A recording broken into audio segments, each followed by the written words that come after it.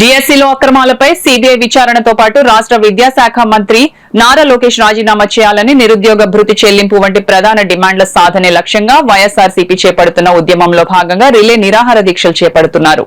Kakinada rural నియోజకవర్గంలో party coordinator మాజీ మంత్రి కురసాల కన్నబాబు ఆధ్వర్యంలో సర్పవరం జంక్షన్ వద్ద శిబిరం ఏర్పాటు చేశారు. ఉదయం 9 నుంచి సాయంత్రం 5 గంటల వరకు రిలే దీక్ష కొనసాగనుంది. గురువారం నుంచి ఆదివారం వరకు రిలే దీక్షలు నిర్వహించిన అనంతరం సోమవారం భారీ ర్యాలీ ద్వారా నిరసన తెలియజేయనున్నారు. ప్రభుత్వంలో చలనం రాకపోతే ఉద్యమాన్ని మరింత ఉధృతం చేసేలా కార్యాచరణ రూపొందిస్తున్నామని, రిలే దీక్షను విజయవంతం చేయాలని మాజీ మంత్రి కన్నబాబు పిలుపు ఇచ్చారు.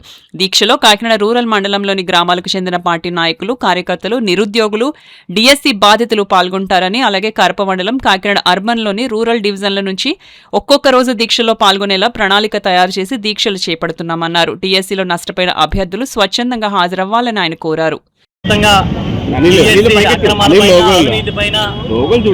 ఉద్యమం చేస్తూ ఉన్నాం.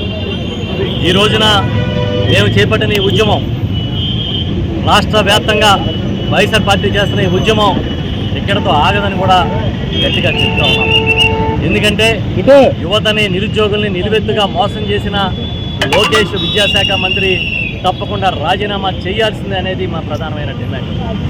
అదేవిధంగా అడ్డగోలుగా టీచర్ పోస్టులు అమ్ముకుని స్పోర్ట్స్ కోటా పేరుతో తప్పుడు జీవోలు ఇచ్చి వాళ్ళకి కావలసిన వాళ్ళని నియమించుకుని ఒక అవకతవకల మయంగా తయారు చేసిన డిఎస్సీ ప్రక్రియ పైన సిబిఐ విచారణకి ఆదేశించాలని డిమాండ్ చేస్తూ ఉన్నాం. ఈ రెండింటితో పాటు ఫీజు రియంబర్స్మెంట్ దాదాపుగా 9,500 కోట్ల రూపాయలు ఈ రాష్ట్రంలో తెలుగుదేశం పార్టీ నాయకత్వంలో ఉన్న కూటమి ప్రభుత్వం బాకీ పడింది. ఈ 9,500 కోట్ల రూపాయలని తప్పకుండా తక్షణమే చెల్లించాలని డిమాండ్ చేస్తున్నాం. దాంతోపాటు నిరుద్యోగ భృతి ఇస్తానని చంద్రబాబు నాయుడు గారు చాలా పెద్ద ప్రగల్భాలు పలికాడు. మేము అడుగుతున్నాం, ఏదయ్యా నిరుద్యోగ భృతి నెలకి నువ్వు ఇస్తానన్న 3,000 అని, మరి నిరుద్యోగ భృతి ఇవ్వో, ఆడబిడ్డని ఇవ్వో, కనీసం ఒక కొత్త పెన్షన్ కానీ, ఒక కొత్త రేషన్ కార్డు ఇవ్వో, 50 ఏళ్ళకి ఎస్సీ, ఎస్టీ, బీసీ, మైనార్టీలకి పెన్షన్ ఇస్తానన్నావు. అదేదో ఎక్కడ చేసావో, ఎక్కడ పడేసావో, నువ్వు ఇచ్చిన హామీ నీకే తెలీదు.